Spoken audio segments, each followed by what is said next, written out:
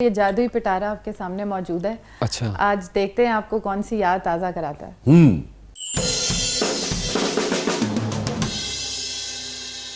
अच्छा, ਇਹੋ ਜੀ ਪਰੀ ਕਬੂतर ਦੇ ਪੈਰ ਫੜ ਕੇ ਉੱਡ ਰਹੀ ਹੁੰਦੀ जी और मस्ताना साहब, आप जैसा कौवा हमेशा काएं काएं करता है।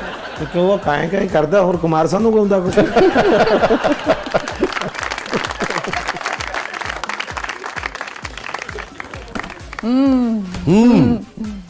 ਇਹ ਚੁੱਕ ਕੇ ਤੇ ਬੰਦੇ ਲੱਭਣੇ ਸ਼ੁਰੂ ਕਰਦੇ ਜਿਹਨਾਂ ਨੇ ਤੁਹਾਡਾ ਕਮਬੈਕ ਹੋ ਰਿਹਾ, ਪਿਸਤੌਲ ਚੁੱਕ ਕੇ ਤੇ ਪ੍ਰੋਡਿਊਸਰ ਲੱਭਣੇ ਸ਼ੁਰੂ ਕਰਦੇ। अच्छी बात। जी, इससे मुझे याद आया कि वो एक सीरियल था, स्टार्ट की बात हो रही थी, तो उसमें मैं कैरेक्टर कर रहा था एसीपी का। अच्छा, तो वो क्या कहते हैं, गन भी होती थी मेरे पास और हम एक सीन करने के लिए गए स्टूडियो। हमारे यहाँ तो एएसपी होता है ना, एसीपी वहाँ कर रहे थे आप? नहीं, यहीं पे। हाँ, हमारे एएसपी होगा ना। जी, एएसपी। हाँ, तो स्टूडियो चले गए हम शूटिंग के लिए। अब स्टूडियो गए, वहाँ जाके वो मैंने यूनिफॉर्म पहना, कैप और वो सारी चीज़ें, तो उसी तरह से सीन्स वगैरह हुए, सीन्स कट हुए, शूटिंग जो है वो ख़त्म हुई, वापस आना था, वापस हमें डिफेंस। तो मैं अपनी गाड़ी में बैठा और मैं वो मतलब मैंने चेंज नहीं किया था क्योंकि कुछ शॉट्स वहाँ उन्होंने करने थे। ठीक है। तो मैं उसी तरह से वहाँ से निकला हूँ, मैं एक सिग्नल पे रुका तो वो किसी ने मुझे सलूट किया ना वहाँ पे। तो मेरे जहन में बिल्कुल नहीं कि मैंने यूनिफॉर्म पहना है, ये क्या है। आपने कहा क्यों कर रहा है? तो मैंने उसको देखा, मैंने कहा यार ये मुझे सलूट क्यों कर रहा है। ਇੱਕ ਵਾਰੀ ਮੈਂ ਵੀ ਥੀਏਟਰ ਕਰਕੇ ਆ ਰਹੀ ਸੀ ਤੇ ਮੈਂ ਵੀ ਸਪਾਈ ਦੀ ਵਰਦੀ ਪਾਈ ਸੀ। अच्छा, ਮੈਂ ਵੀ ਇਸੇ ਤਰ੍ਹਾਂ ਮੋਟਰਸਾਈਕਲ ਰੋਕੀ, ਉਹਨੇ ਮੈਨੂੰ ਥੱਲੇ ਲਾ ਲਿਆ। ਉਹਨੇ ਮੈਨੂੰ ਕਿਹਾ ਥੱਲੇ ਆ ਜਾ, ਸੁਣਿਆ ਤੇਰੇ ਤਾਂ ਪੂਰੀ ਨਹੀਂ ਆਉਣ ਡਈ। मैं फिर वहाँ से मतलब चला गया ऑफिस, तो वहाँ से अगले जो शॉट्स थे हमने वो कंप्लीट किए, तो वो मुझे याद आया इससे। अच्छा अच्छा अच्छा। तो आपको कब एहसास हुआ कि अच्छा भाई उसने सैल्यूट मारा था इसलिए मारा था? कुछ यानी आप समझ लें कुछ मिनट बाद मतलब मैं मुझे फील हुआ, हाँ, फिर ओहो, नोटिस अच्छा, किया मैंने तो मैं वर्दी पहनी। यूनिफॉर्म में हूँ। अच्छा अच्छा। तो वो सम टाइम हाँ, हमारा काम इस किस्म का है। वैसे इसकी वर्दी फोर्सेस की पहनना जो है ना वो क्राइम होता है। हाँ नहीं, वो बात आप इसलिए रिकॉर्डिंग के अलावा हाँ, बाहर उसको हम तो वहीं उतार के उसको जाते हैं, लेकिन वो बाई चांस ऐसा हाँ, हुआ हाँ, कि उस वक्त तो ये था कि थोड़े से हम भी इसी तरह ही होते थे, यानी शुरू के दिनों में बंदा जो है वो उस तरह से इतनी केयर या उतनी थॉट्स उस तरह से नहीं होती, मैच्योरिटी नहीं होती। हाँ, तो वो शाह जी बात हो रही थी थिएटर की, अभी ये बात कर रहे थे, अमानुल्लाह साहब का बता रहे थे कि वो हाँ हाँ हाँ। एक दिन मैं एंटर हुआ तो एंट्रेंस के साथ ही एक वो प्लेस होती थी जहाँ वो बैठते थे। इसी में बड़ा मजा आएगा। जी, जी, जी। ठीक है। तो वो बैठे हुए खाना खा रहे थे। अच्छा, मैं एंटर हुआ तो मुझे कहने लगे नवीद भाई खाना खा लें। मैंने फ्लो पूछा कि क्या खा रहे हैं, तो वो कहने लगे वो करेले, और वो उससे पहले मैं सुनता था कि वो इस हवाले से बड़ी गुफ्तगू होती थी, बड़ा करेले तंज गोश्त के मज़ा। हवाले से। वो मेरे साथ वो एक्सपीरियंस हुआ। ठीक है। तो मैंने पूछ लिया, मैंने कहा जी क्या खा रहे हैं खान साहब, कहने लगे ऐ खा रहे हैं वहाँ पे। मैं कहा जी मैं तो नहीं खाता। हाँ, तो उन्होंने मुझे ऐसे देखा तो कहते वही कूड़।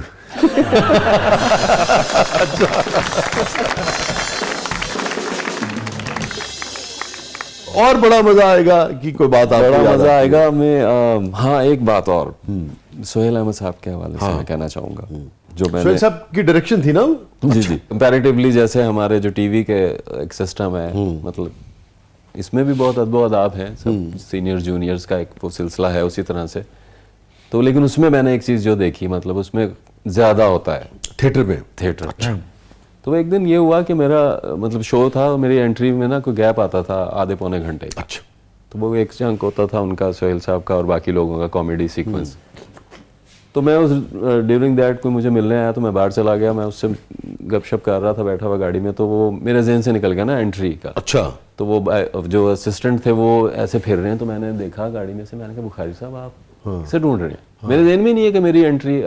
तो कहने लगे सर तुसी की कर दे, तुसी इतने बैठे हुए एंट्री आ गई।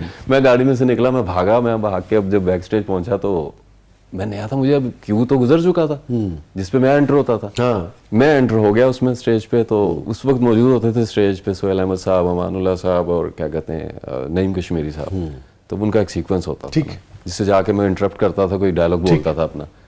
तो उन्होंने मुझे ऐसे देखा, तो अब वो उनके लिए तो वो जाहिर सी बात है, वो तो कहीं से भी बात को कंटिन्यू करते हैं और जो है वो जोड़ दें उसको, सिलसिला चलता रहता है, लोग हंसते रहते हैं। तो पता नहीं चलता कि ड्रामा है या कोई चेंज आ गया है या कोई अपनी बात कर या रहे कोई हैं। एंट्री भूल गया है। ये तो हमारे लिए होता है जो टीवी के आर्टिस्ट हैं जिन्होंने स्क्रिप्ट याद किया होता है वो बोलना होता है थिएटर पे। तो मैं बीच में जाके ऐसे कि मैं मतलब मेरा तो क्यों गुजर गया, मैं क्या बोलूँ।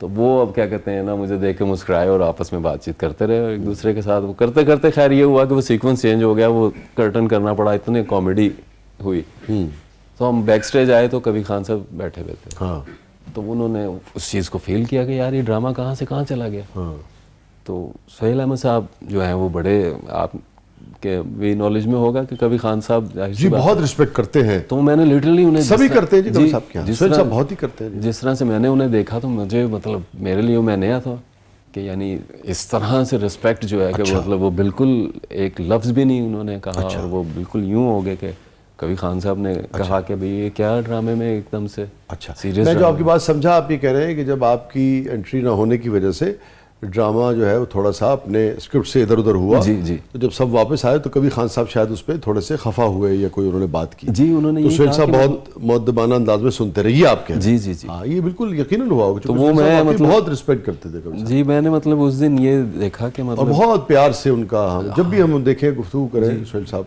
की सुने। तो वो मतलब ये एक बड़ी वो थी कि हो जाती हैं मिस्टेक्स ड्यूरिंग मगर वो शूटिंग। आपको आपके हाफ्जे में रह गया कि जैसे मतलब वो एक सीनियर की बात वो सुन रहे थे। जी, वो बहुत अच्छी बात है, बहुत ही क्योंकि सुहेल साहब की बड़ी क्वालिटीज है इस हवाले से। ये जो बड़ा मजा आएगा और ये हम बनेंगे जो भी थिएटर के आपने प्लेस किए, जी। अगर मैं आपसे कहूँ कुछ आपको डायलॉग्स अपने उस जमाने के कुछ। एक तो खैर मेरा वो बहुत मेरे आप समझ लें मेरे लिए बड़ा लकी भी रहा। एक सीरियल था मेरा बेटी। हाँ वो ये भी उस्मान जुल्फ़िकार का ही था ना? जी, जी, जी। हाँ हाँ वो उसमें इन द बिगनिंग बड़ा एक मौका मिला था, एक इस किस्म की परफॉर्मेंस थी। यानी एक लड़का दिखाया है जिसका जो एक नवाब फैमिली से है ओके। और वो एक शादी होती है उसकी, लव मैरिज करता है, फिर एक और शादी करता है। वो दिखाया था कि मतलब जिस तरह से बच्चे बाज़-औक़ात देखते हैं तो वो उनके फादर भी इसी तरह से दिखाए थे। तो वो होता ये है कि एक सीक्वेंस ऐसा आता है कि उससे ना एक एक्सीडेंट हो जाता है घर में ही गाड़ी से उनकी जो मुलाजमा की बेटी नीचे आ जाती है। तो वो एक एक्सीडेंट होता है और वो मर जाती है वहीं पे।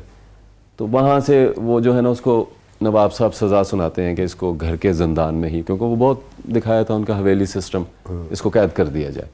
जो करैक्टर मैं कर रहा था उस करैक्टर का नाम था सामल। तो वो कैद है ज़िंदान में और क्या कहते हैं वहीं से शुरू होता है। तो वो देखता है कि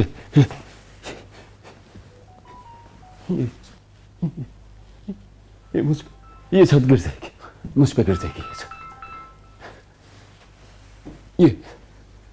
ये मुझे यहां से बाहर निकालो। मेरू मेरू मैं भी मरना नहीं चाहता, मैं मरना नहीं चाहता, मुझे यहां से बाहर निकालो। मेरी आवाज सुन रहा है कोई? मेरू मेरू मेरू मेरू अपने भाई को यहां से बाहर निकाल। मेरू मेरू ए रुको रुको, ये जनाजा नहीं है, ये बारात है, बारात। हाँ बारात है। डांस करोगे? मैं भी डांस करूंगा। वो इस तरह का कुछ था।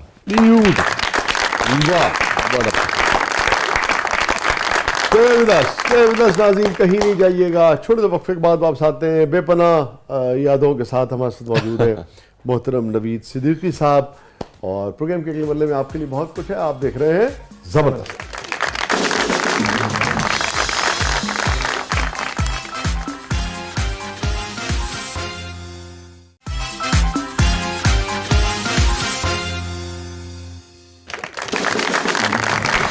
वेलकम बैक नाज़रीन, जबरदस्त में एक बार फिर खुशामदीद। फातिमा साहबा क्या है प्रोग्राम के इस मरले में? जी नवीद साहब, अब हमारा सेगमेंट है पब्लिक सब जानती है, लेकिन पब्लिक से पहले एक मैं बात जानना चाह रही हूँ। नवीद साहब, आपकी शादी अरेंज थी या लव थी? अरेंज थी, बाद में उसमें फिर लव भी शामिल हो गया। वाह, बाइंड अप ऐसा बोले भाभी ने कहा यस। लव निकल गया था, फिर अरेंज ही रह गया। मगर नवीद साहब, लव के बाद तो हमने कम ही लोगों को अरेंज की तरफ जाते हुए देखा है।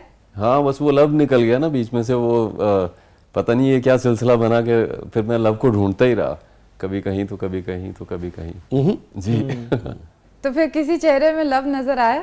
बस वो फिर लव तो जाहिर सी बात है, हमारा काम ये है उसमें आपके लिखे भी किसी भी चीज़ में अगर लव का कोई वो हो मामला तो वो तो फिर अपनी कोशिश करनी पड़ती है। हाँ, वो कोशिश के चक्कर में तो लव चला जाता है असली बात। चाहते ना चाहते उसमें वो ऐड हो ही जाता है। चाहिए, बस अदाकारी करनी चाहिए।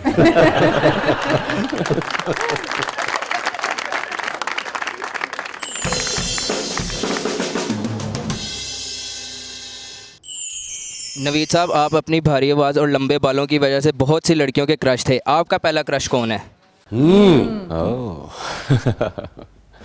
क्रश, मेरा पहला क्रश, सच बोलूं, सच तो यही है कि वो थी और मुझे बहुत अच्छी लगती थी, वही मेरा पहला क्रश था।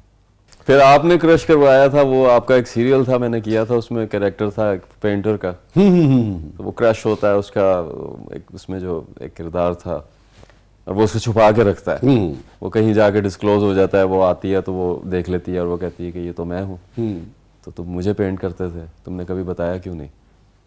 तो बस फिर वो क्रश जो है वो चलते रहे, कहीं आपने करवा दिया, फिर कहीं किसी और ने करवा दिया, वो इस तरह से सिलसिला चलता रहा।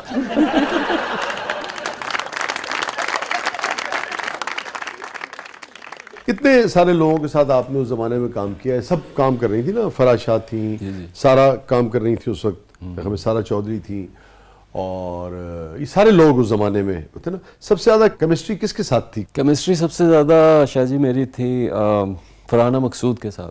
अच्छा, फरहाना साहब के साथ। हाँ, वो क्योंकि मेरे लिए वो आप कह लें बड़ी लकी भी रही, क्योंकि मेरा जो पहला सीरियल था सामन, जिससे मुझे फेम मिला था या पहचान बनी थी, उसमें वो मतलब यानी हीरोइन थी उसमें,